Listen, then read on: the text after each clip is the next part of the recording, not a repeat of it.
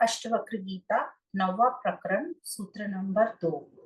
कस्यापि तात धन्यस्य लोक चेष्टा अवलोकनात् जीवितेच्छा बुभुक्षा च बुभुत्सोपशमं गता। अनुवाद इस प्रकार है, हे तात, लोक की चेष्टा मतलब ये जो संसार है उसका व्यवहार, उत्पत्ति और विनाश, इसको देखकर किसी भाग्यशाली की ही जीने की कामना, भोगने की वासना और ज्ञान की इच्छा या मान्यता शांत हुई है। तो ये जो सूत्र है ना, बहुत गहरे सूत्र है और मैंने थोड़ा उसको बहुत शॉर्ट में बोला है, पर इसको हमें गहराई से समझना है। तो क्या बोल रहे हैं कि धन्य है वो लोग। कौन लोग धन्य है? जो इस लोक को देखकर, क्या बोला है, लोक चेष्टा अवलोकनात्।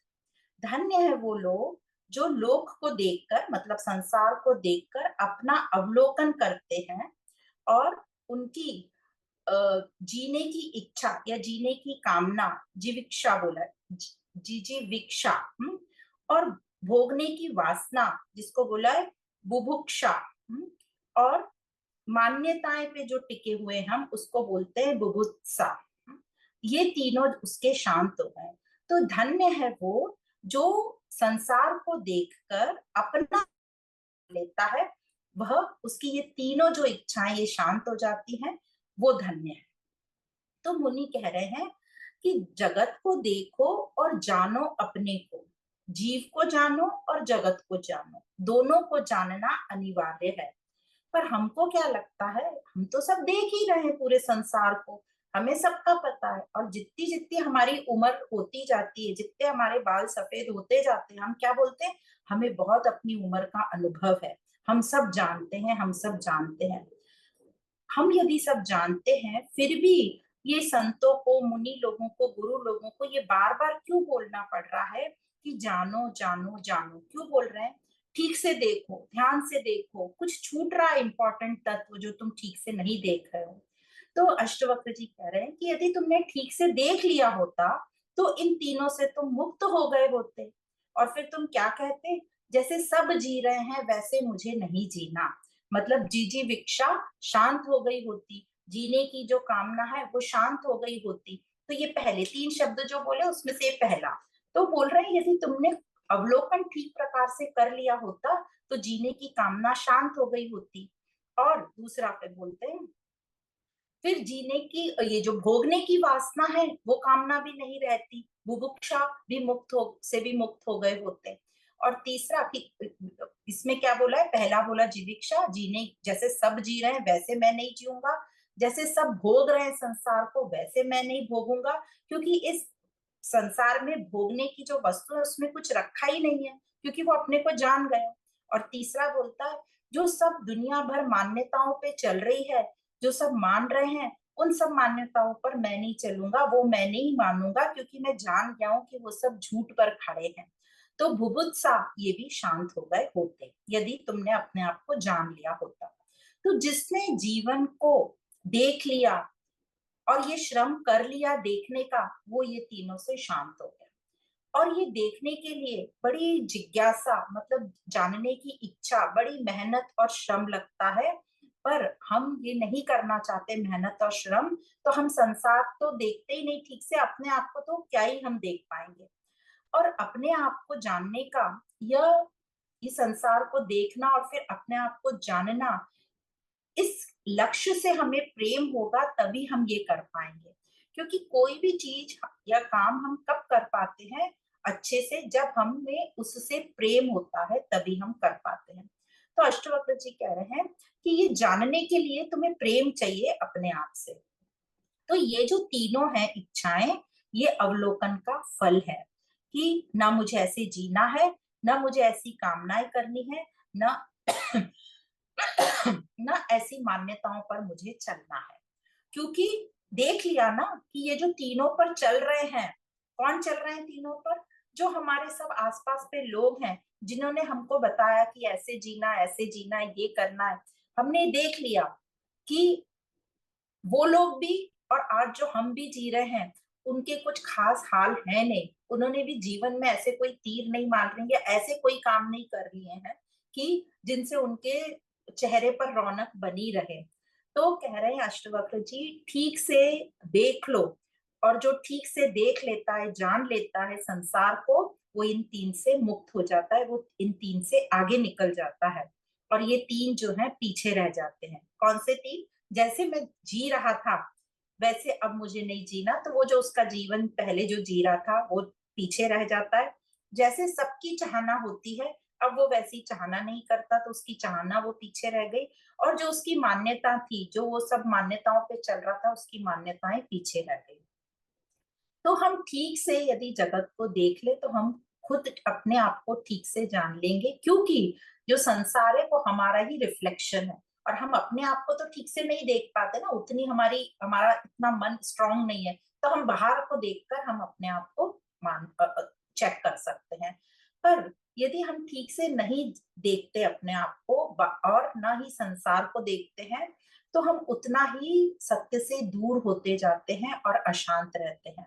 तो अष्टवक्र जी कह रहे हैं, धन्य है वो लोग जिन्होंने लोक चेष्टा का अवलोकन कर लिया है और इन तीन से शांत हो गया है, और ये देखें कि वो सच में ये सच्चाई का जीवन जी रहा है कि नहीं। कोई भी यदि अपने को आपको परखना चाहे, तो फिर ये तीन उसके पैरामीटर्स बता दिए कि यदि हमारा जीवन दूसरों के जीवन जैसा ही है, मतलब उसके जीवन में और हमारे जीवन में समानता ही है, एक जैसा ही है, और यदि उसकी इच्छाएं और मेरी इच्छाएं सेम ही है, दोनों की इच्छाओं में समानता ही है, और दूसरों की मान्यताएं और हमारी मान्यताओं में भी समानता है, तो यदि हमारी और उनकी समानताएं ज्यादा हैं, तो हमारा जो जीवन है वो कैसा है? अशांत है, बनावटी है, असहज है, अशुद्ध है।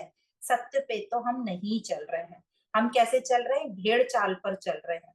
भेड़ चाल जैसा हमारा जीवन हो गया, क्योंकि हम खुद तो कुछ परखना नहीं चाहते, जानना नहीं चाहते, बस जो लोगों ने कह दिया, बस जो इधर उधर से सुन लिया, व्हाट्सएप पे मैसेज 4 लाइन के पढ़ लिए, या किसी को कुछ बोलते हुए सुन लिया, या कोई मोटिवेटर या सेल्फ हेल्प बुक से पढ़ लिया, तो कुछ भी हम उसका गलत सलत मीनिंग निकाल के और उस पर चलने लगते हैं, पर खुद बैठकर उस पर ठीक से विचार चिंतन नहीं करते हैं कि ये जो बोल रहे हैं कहाँ से बोल रहे हैं, और ना ही हम आध्यात्मिक पुस्तकों का इस्तेमाल करते हैं। तो इस प्रकार हम जो है अपना जो जीवन ठीक से नहीं देख पाते, क्योंकि ना तो हमें संसार को ठीक से देख रहे हैं, तो जब हम संसार को ही ठीक से नहीं देख रहे तो हम अपने आप को कैसे ठीक से देखेंगे।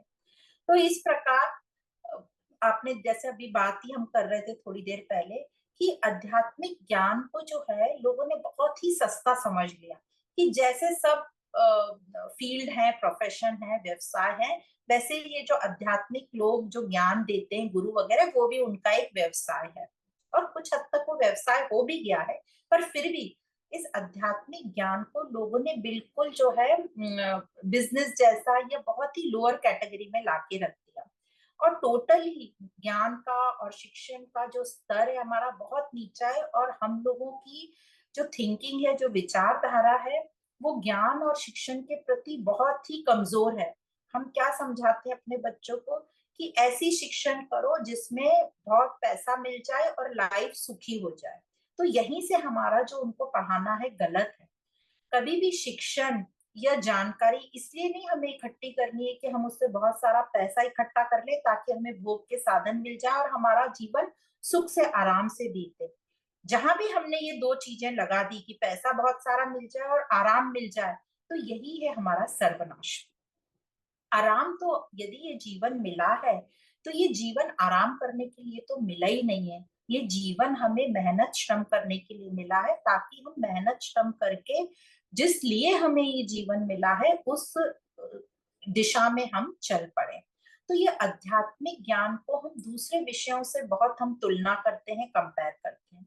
जैसे कि हाल ही में हमारी बात हो रही थी आप में से किसी से, तो वो कृष्ण की गीता को किसी की कविता से कंपेयर कर लेंगे, किसी शेर शायरी से कंपेयर कर लेंगे, किसी सिनेमा से कंपेयर कर लेंगे, गानों से कंपेयर कर लेंगे, मोटिवेशनल स्पीचेस से कंपेयर कर लेंगे। तो हमारा स्तर ऐसा, यदि हमने कृष्ण की गीता को या कोई भी आध्यात्मिक ग्रंथ को कविता से या शेर शायरी से हम कंपेयर करते हैं, तो हम समझ सकते हैं कि हमारा स्तर कितना, अभी हमने वो समझा ही नहीं है कि कृष्ण तत्व क्या है, राम तत्व क्या है, या ये अध्यात्म क्या है, हमें अभी वो समझ ही नहीं आई है। तो इसलिए हमें समझना है कि ये ज्ञान क्या है, आध्यात्मिक ज्ञान। आध्यात्मिक ज्ञान की तुलना हम किसी से भी नहीं कर सकते।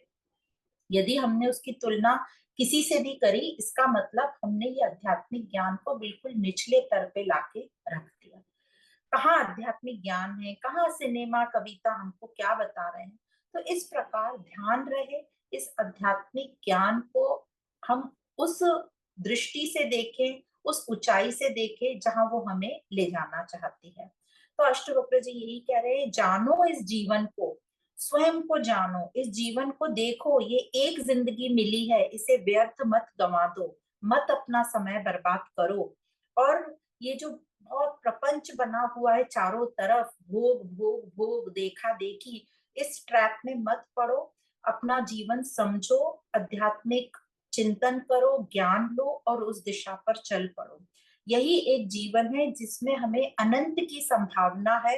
तो इस जीवन का जो है यथार्थ उपयोग करो और अपना कल्याण करो, क्योंकि आध्यात्मिक ज्ञान से ही हम अपने आप को जान पाएंगे। और जब अपना अवलोकन करेंगे, पिछले भी 8वें प्रकरण में बहुत डिटेल में बताया है, अवलोकन करेंगे और उस पर हम सही प्रकार से टाइम टाइम पर अवलोकन करके अपना परीक्षण करेंगे, निरीक्षण करके परीक्षण भी करेंगे, तभी हमें शांति मिल पाएगी, हम अपना कल्याण कर पाएंगे। तो यह जो अष्टवक्र जी कह रहे हैं कि जो तुम दृष्टि से देख रहे हो संसार को, जो हमें लगता है हम सब देख तो रहे हैं, ये हम अपनी भौतिक आंखों से देख रहे हैं, मोटा मोटा जो स्थूल चीजें मिल रही हैं, जो सूक्ष्म है, अति सूक्ष्म तत्व, उसको हम मिस कर जा रहे हैं। तो यही बोल रहे हैं, अपनी दृष्टि साफ करो, अपने विवेक को जागृत करो और इस संसार को देखो और अपने आप को जान लो।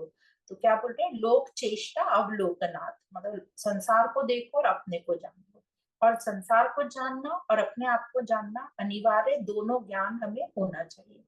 तो ये बताया इस सूत्र नंबर 2 में। तो ये 3 शब्द बताए हमें, जीने की कामना या जीने की इच्छा बोलो, भोगने की वासना या भोगने की कामना बोलो, और मान्यताओं पे जो हम टिके हुए हैं उसकी। तो मान्यताएं भी हमने कितनी कितनी बना ली है, सबको अपनी अपनी मान्यताएं पता है, मोटी मोटी सभी की वो है, तो उस पर हमें काम करना है।